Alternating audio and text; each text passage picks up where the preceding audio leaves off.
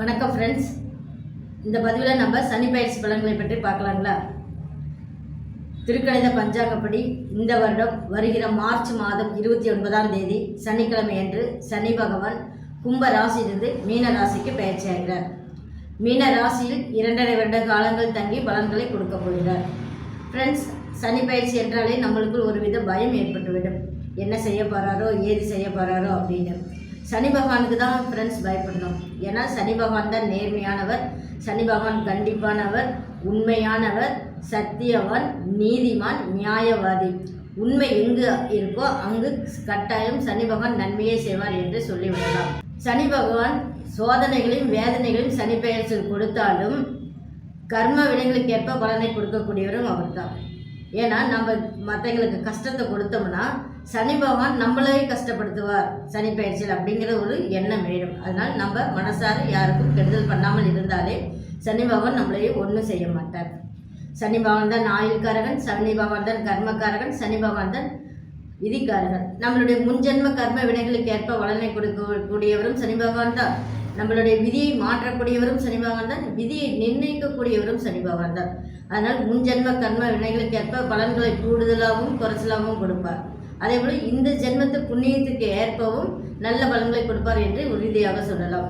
அதுதான் சொல்லுவார்கள், சனி பகவான் கொடுக்க நினைத்தால் யாராலையும் தடுக்க முடியாது, எடுக்கணும்னு நினைச்சால் யாராலும் தடுக்கவும் முடியாது என்று சொல்லுவார்கள். அதனால் சனி பயிற்சியில் சோதனைகளையும் வேதனைகளையும் கட்டாயம் கொடுத்தாலும் நல்ல நன்மைகளையும் அதிர்ஷ்டங்களையும் கொடுத்து விடுவார். ஒரு ராசிக்கு ஏழரைச்சனி ஆரம்பிக்குது, அதாவது ஒருவருக்கு ஏழரைச்சனி பிடிக்குது அப்படின்னா ஃப்ரெண்ட்ஸ், முதல் 2.5 வருடம் தலைச்சனி என்கிற விரைச்சனியாகவும், அடுத்த 2.5 வருடம் ஜன்மச்சனி என்கிற உடல் சனியாகவும், அடுத்த 2 வருடம் பாதச்சனி என்கிற கலிச்சனி அல்லது குடும்பச்சனியாகவும் இருக்கிறார். அடுத்து ஒரு ராசிக்கு 4ஆம் இடத்தில் அமரும் பொழுது அந்த ராசிக்கு அர்த்தாஷ்டம சனியாகவும், அடுத்து ஒரு ராசிக்கு 7ஆம் இடத்தில் அமரும் பொழுது அந்த ராசிக்கு கண்டக சனியாகவும், அடுத்து ஒரு ராசிக்கு 8ஆம் இடத்தில் அமரும் பொழுது அந்த ராசிக்கு அஷ்டமத்து சனியாகவும் இருந்து பலன்களை கொடுக்க போகிறார். ஃப்ரெண்ட்ஸ், இதில் நம்ம பார்த்தோம்னா அஷ்டமத்து சனியிலும் ஜன்மச்சனியிலும் சனி பகவானின் தாக்கம் கொஞ்சம் அதிகமாக இருக்கும். ஏன் அப்படின்னா நம்மளுடைய முன்ஜென்ம கர்ம வினைகளுக்கு ஏற்ப பலனை கொடுக்கக்கூடியவர். அதனால் சரி, சனி பகவான் இருக்கும் இடத்தை விருத்தி பண்ணுவார், பார்க்கும் பார்வைக்கு பாதகத்தை கொடுப்பார் அப்படின்னு சொல்லுவார்கள். சனி பகவானின் அசுப பார்வைகள் அப்படின்னு பார்த்தோம்னா 3, 7, 10ஆம் பார்வைகள். அதனால் அவர் பார்வைப்படும் ராசிகளுக்கும் துன்பத்தை கொடுப்பார். அது மட்டும் இல்லாமல் அவருடைய பார்வைப்படும் இடங்களுக்கும் துன்பத்தை கொடுத்து விடுவார். அதாவது நம்மளுடைய முன்ஜென்ம கர்ம வினைகளுக்கு ஏற்ப. ஓகேங்களா. அடுத்து சனி பகவான் இருக்கும் இடத்தை விருத்தி பண்ணுவார் சொல்லியிருக்கேன் பார்த்தீங்களா.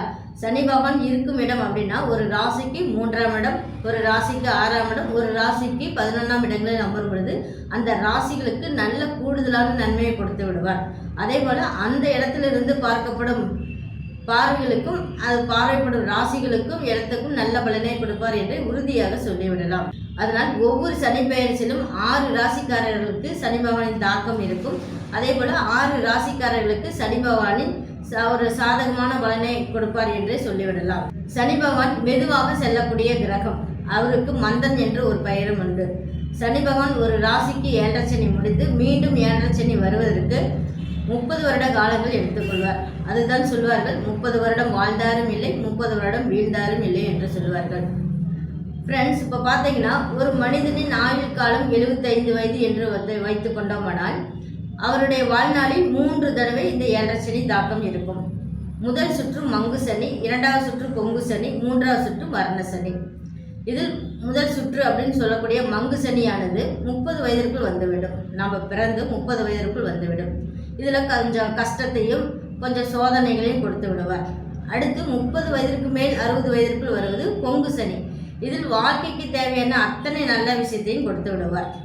அடுத்தது 60 வயசுக்கு மேல் வருவது மரணச்சனி. இதில் உடல் ஆரோக்கியத்தில் கொஞ்சம் வீழ்ச்சியடைய செய்வார். அதாவது உடல் உபாதைகளை கொடுத்து மருத்துவ செலவுகளை ஏற்படுத்தி கொடுப்பார். இதுதான் இந்த 7.5 சனியோடைய தாக்கம். அதனால் 7.5 சனியில் நன்மையும் செய்வார், தீமையும் செய்வார் என்று சொல்லிவிடலாம். இனி 12 ராசிகளுக்கான சனி பயிற்சி பலன்களை பற்றி பார்க்கலாங்களா. முதலில் சனி பயிற்சி எப்போ நடக்குது, இந்த வருஷமா இல்லை அடுத்த வருஷமானு சில பேர் கேள்வி கேட்பாங்க இல்லைங்களா. திருக்கணித பஞ்சாங்கப்படி இந்த வருஷம் மார்ச் 29ஆம் தேதியும், வாக்கிய பஞ்சாங்க பிரகாரம் அடுத்த வருஷம் அதாவது 2026 மார்ச்சில் தான் நடக்க போகுது. ஃப்ரெண்ட்ஸ், இப்போ பார்த்தீங்கன்னா ஜோதிடத்தில் 2 பஞ்சாங்க முறை இருக்குது இல்லைங்களா? ஒன்று திருக்கணித பஞ்சாங்கம், அடுத்தது வாக்கிய பஞ்சாங்கம். அதாவது சித்தர்களால் முனிவர்களால் வாக்கால் சொல்லப்பட்டது தான் வாக்கிய பஞ்சாங்கம். பின்னாடி வந்த சித்தர்களால் திருத்தி அமைக்கப்பட்டது தான் திருக்கணித பஞ்சாங்கம். அதாவது என்னுடைய அப்பா காலத்தில், அதாவது 1950லாம் இந்த திருக்கணித பஞ்சாங்கம் தான் கடைபிடிக்கப்பட்டது சில மாவட்டங்களில். ஓகேங்களா? அப்போ திருக்கணித பஞ்சாங்கம் அப்படின்னு பார்த்தாலும் இதுவும் நல்லது தான். அதாவது 2 பஞ்சாங்கத்தில் 2மே நல்லது தான். இந்த கண்ணு பெஸ்ட்டாக இல்லை இடது கண்ணு பெஸ்ட்டாக வலது கண்ணு பெஸ்ட்டாக என்று கேட்டிங்கன்னா 2 கண்ணு நம்மளுக்கு முக்கியம். அதுபோல தாங்க ஜோதிடத்தில் 2 பஞ்சாங்கமும் முக்கியம். அதாவது 27 நட்சத்திரங்கள், 12 ராசிகள், 9 கிரகங்கள் வைத்து தான் நம்ம ஜோதிட பலனை சொல்ல முடியும். அப்போ அதாவது ஒரு ஃபார்முலா தான். 3 × 3ன்னா அது 9 தான், 6 கிடையாது. அதுபோல தான் அந்த ஃபார்முலா. ஓகேங்களா? அப்போ ஜோதிடத்தில் 2 பஞ்சாங்கமும் முக்கியம் நம்மளுக்கு. ஓகேங்களா? இப்போ திருக்கணிதமும் பெஸ்ட்டு தான். அதாவது திருக்கணித பிரகாரம் நம்மளுக்கு சனி பகவான் முன்னோக்கி வர்றார், என்டர் ஆகிறார், அவ்வளோதான். ஓகேங்களா? அதுக்கு உண்டான பலன்கள் கொடுத்து விடுவார். ஓகேங்களா? சரி, இனி 12 ராசிகளுக்கான சனி பயிற்சி பலன்களை பற்றி பார்க்கலாங்களா? 12 ராசிகளில் முதல் ராசியானது மேச ராசி. இந்த ராசிக்கு எப்படி இருக்குது அப்படின்னு பார்க்கலாங்களா? ராசிக்கு 12ஆம் இடத்து விரயச்சனியாக வருகிறார். ராசிக்கு 10ஆம் வீட்டு அதிபதியும் 11ஆம் வீட்டு அதிபதியும் சனி பகவான் தான். அவரே 12ஆம் இடத்தில் விரயத்தில் அமரும் பொழுது சுப விரை செலவுகளையும் வீண் விரை செலவுகளையும் கொடுத்து விடுவார். முதல்ல மேச ராசிக்குரிய நட்சத்திரங்கள் என்ன என்று பார்க்கலாங்களா? அஸ்வினி நட்சத்திரத்தில் 4 பாதங்கள், பரணி நட்சத்திரத்தில் 4 பாதங்கள், கிருத்திகை நட்சத்திரத்தில் 1ஆம் பாதத்தில் பிறந்தவர்கள் இந்த மேச ராசிக்குரியவர்கள். இவருடைய குணம் அப்படின்னு பார்த்தோம்னா இவங்க எப்பவுமே ஒரு பிடிவாத குணமாகவே இருப்பாங்க. பிடிச்ச முயலுக்கு 3 கால் அப்படின்னு தான் சாதிக்கக்கூடியவர்கள். அதை விட ஆளுமை திறமை மிக்கக்கூடியவர்கள் இந்த மேசராசிக்காரர்கள் தான். அவசர புத்தி, சில சமயம் அவசரப்பட்டு செயலில் இறங்கிட்டு திண்டாடவர்களும் இந்த மேசராசிக்காரர்கள் தான். ஆனால் அன்பாடவர்களும் கூட. ஓகேங்களா? சரி, இப்படிப்பட்டவர்களுக்கு இந்த சனி என்ன செய்ய போகிறார் என்று பார்க்கலாங்களா? இந்த சனி பயிற்சியில் மேச ராசிக்கு 12ஆம் இடத்து விரை சனி என்று சொன்னோம் அல்லவா? அப்போ சுப விரை செலவுகள் பண்ணுவார், வீண் விரை செலவுகளும் பண்ணுவார். அப்போ சுப விரை செலவுகள் என்ன அப்படின்னு கேட்டோம்னா, திருமணம் பண்ணுறது, குழந்தைகள் படிப்புக்காக செலவு பண்ணுறது, வீடு வாங்குறது, மனை வாங்குறது, வீடை ஆல்டர் பண்ணுறது, இதெல்லாம் சுபவிரை செலவுகள். அதே போல் வீண் விரை செலவுகள் அப்படின்னா என்ன அப்படின்னு கேட்டிங்கன்னா, குடும்பத்தில் அடிக்கடி ஒருத்தர் மாதிரி ஒருத்தருக்கு மருத்துவ செலவு ஏற்படும், உடல் வியாதிகள் ஏற்பட்டு மருத்துவ செலவு ஏற்படும். இதுதான் வீண் விரை செலவு. அடுத்தது வீட்டு உபயோகப் பொருட்கள், ஒரு கார் வச்சுருக்கீங்க, ஒரு பைக் வச்சுருக்கீங்க அப்படின்னீங்களா, அதுக்கு அடிக்கடி தேவையில்லாத செலவு ஏற்படும். வாஷிங் மிஷின் ரிப்பேர் படும், ஓடிக்கிட்டு இருக்க ஃபேன் நிற்கிறது, இது மாதிரி அடிக்கடி சிறு வீண் விரை செலவுகள் ஏற்படும். அது மட்டும் இல்லாமல் யாரும் நம்பி பைசாவும் போடக்கூடாது, யாருக்கிட்டையும் முன்பின் தெரியாத ஆளுகிட்ட பைசாவும் கடன் வாங்கக்கூடாது. அதனால எதுலேயும் சிக்கனமாக இருந்தால் இந்த விரை சனியிலிருந்து தப்பித்து விடலாம். அதே போல் இந்த விரை சனியில் எதுக்கும் ஒரு தாமதத்தையும் கொடுத்து விடுவார், எதுக்கும் ஒரு தடையையும் கொடுத்து விடுவார். அதனால் எது பண்ணினாலும் ஒரு தடவைக்கு 10 தடவை யோசித்து பண்ணிங்கன்னா அந்த செயல்கள் சக்ஸஸ் ஆகும். அதாவது தொந்தரவிலிருந்து தப்பித்துக்கலாம் அப்படின்னு ஒரு அர்த்தம். சரி ஃப்ரெண்ட்ஸ், 12ஆம் இடம் என்பது விரயஸ்தானம் மட்டும் இல்லை ஃப்ரெண்ட்ஸ், அயன சயன போகஸ்தானம்.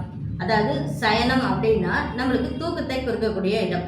சில பேர்த்துக்கு தூக்கம் ஸ்பாயில் ஆகும். ஏன் அப்படின்னு கேட்டிங்கன்னா, ஒர்க் டென்ஷன், ஒர்க் ப்ரெஷர், இல்லை ஏதோ ஒரு கவலை அப்படிங்கிறதுனால ஒரு தூக்கம் வராமல் கஷ்டப்படுவார்கள். சில பேர் தன்னுடைய குழந்தைகளுக்கு திருமணம் ஆகலை அப்படிங்கிற ஒரு மனவேதனையில் தூக்கம் வராமல் இருக்கும். சில பேர்த்துக்கு உடல் உபாதைகளால் சில பேர்த்துக்கு அடிக்கடி தூக்கம் வராமல் கஷ்டப்படுவார்கள். சரி, அடுத்து இந்த 12ஆம் இடம் என்பது வெளிநாட்டு யோகத்தை குறிக்கக்கூடிய இடம். அதனால் சில பேருக்கு வெளிநாட்டு வேலை கிடைக்கக்கூடிய யோகம் ஏற்பட்டுவிடும். அங்கேயே போய் பிஸ்னஸ் பண்ணக்கூடிய சூழலையும் உண்டாக்கி கொடுத்துருவார் சில பேர்த்துக்கு. ஆனால் 30 வயதிற்குள் இருப்பவர்களுக்கு வெளிநாட்டு யோகத்தை கொடுப்பாரா படிக்கிறதுக்காக அப்படின்னு கேட்டிங்கன்னா கொடுப்பார், கொஞ்சம் தாமதப்பட்டு கொடுப்பார் என்று சொல்லலாம். அடுத்து இது கணவன் மனைவி ஸ்தானத்தை குறிக்கக்கூடிய இடமும் இந்த 12ஆம் இடம் தான். அதனால் புதுசாக கல்யாணம் ஆனவங்களாக இருந்தாலும் சரி, 10 வருஷம் ஆயிடுச்சு அப்படின்னாலும் சரி, கணவன் மனைவிக்குள் விட்டு கொடுத்து போகிற பாங்கு கட்டாயம் வேணுங்க. இல்லைன்னா அது தேவையில்லாத ஒரு பிரச்சனையில் போய் மாட்டிப்போம். ஓகேங்களா? சரிங்க, இந்த இது 12ஆம் இடத்துக்குரிய பலன்கள் தான். சனி பகவான் பார்க்கும் இடத்துக்கு பாதகத்தை கொடுப்பார் அப்படின்னு சொல்லியிருக்கேன் இல்லைங்களா? என்னென்ன மாதிரி பாதகத்தை கொடுக்க போகிறார் அப்படின்னு பார்க்கலாங்களா? சனி பகவான் 3ஆம் பார்வையாக உங்களுடைய 2ஆம் இடத்தை பார்க்கிறார். 2ஆம் இடம் என்பது குடும்பஸ்தானம், தனஸ்தானம், படிப்பு ஸ்தானம், வாக்குஸ்தானம் அப்படிங்கிற இடம். அதனால் சில பேருக்கு குடும்பத்தில் சில குளறுபடிகள் உண்டாக்குவார். தேவையில்லாத சண்டை சச்சரவுகள் வரும். அதனால் எதையும் வாக்குவாதம் பண்ணக்கூடாது. அப்படியே வாக்குவாதம் பண்ணாலும் வார்த்தைகள் விடக்கூடாது. வாக்கு வன்மை முக்கியம். அதாவது எந்த சுருக்குன்னு பேசக்கூடாது அப்படிங்கிற அர்த்தம். அதுவே பிரிவினைக்கு வகுலி வகுத்துடும் அப்படிங்கிறது உண்மை. அதனால் சண்டை பண்ணாமல் ஓரளவு அட்ஜஸ்ட் பண்ணி போகிறது நல்லது. அடுத்து சில பேருக்கு பண தட்டுப்பாடு ஏற்படும்.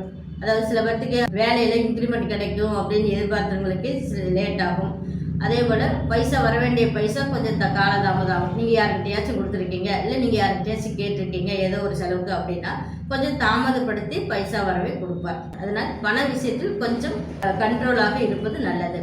அடுத்து உங்களுடைய ராசிக்கு 6ஆம் வீடான ருணரான சத்ருஸ்தானத்தை பார்க்க போகிறார். 7ஆம் பார்வையாக பார்க்க போகிறார். அதனால் என்ன அப்படின்னு என்று கேட்டால், சனி பகவான் உங்களுடைய கடன் விஷயத்தில் கொஞ்சம் தொந்தரவு கொடுப்பார். எதுக்கு தேவையோ அதுக்கு மட்டும் நீங்கள் கடன் வாங்கணும். அவசரப்படக்கூடாது. அதே போல் அகலக்கால் வைக்கக்கூடாது. எதுக்கு தேவையோ அதுக்கு மட்டும் வாங்கி தொந்தரவு இல்லாமல் வாழ்க்கையை நடத்துவது நல்லது. அதே போல் முன்னாடியே நீங்கள் கடன் வாங்கியிருந்தாலும் அதை அடக்கக்கூடிய சூழ்நிலையும் உங்களுக்கு போக போக கொடுத்து விடுவார் என்றே சொல்லலாம். அடுத்து ஆஃபீஸில் ஒர்க் பண்ணுறவர்களாக இருந்தாலும் சரி, அக்கம் பக்கத்தில் இருப்பவர்களாக இருந்தாலும் சரி, வாக்குவாதத்தை கண்ட்ரோல் பண்ணணும். இல்லை அப்படின்னா அதுக்கு ஏதாவது ஒரு போலீஸ் கேஸுன்னு போயக்கூடிய சூழ்நிலை உருவாகிவிடும்.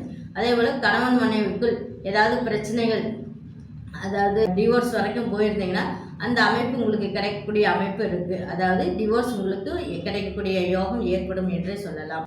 அதனால் எதிலையும் கேர்ஃபுல்லாக இருப்பது நல்லது.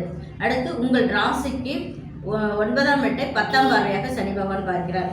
9ஆம் இடம் என்பது சகல சம்பத்து பெற்று வாழக்கூடிய யோகம் கூடிய இடம் என்று சொல்லுவோம் இல்லைங்களா? அதனால சகல சம்பத்தும் கிடைக்குமா அப்படின்னு கேட்டிங்கன்னா கட்டாயம் கிடைக்கும். எல்லாமே தாமதப்பட்டு கிடைக்கும். அதாவது கிடைக்கும் ஆனால் லேட்டஸ்ட்டாக கிடைக்கும் அப்படின்னு சொல்லுவோம் பார்த்தீங்களா? அதுதான் கொஞ்சம் லேட்டாக கிடைக்கும் ஆனால் லேட்டஸ்ட்டாக கிடைக்கும். அதாவது என்னென்ன கிடைக்கும் அப்படின்னு கேட்டிங்கன்னா, சில பேர்த்துக்கு வீடு வாங்குறது, மனை வாங்குறது, அது கடன் நடக்கிறது, இதெல்லாம் ஒரு சுப செலவுகள்.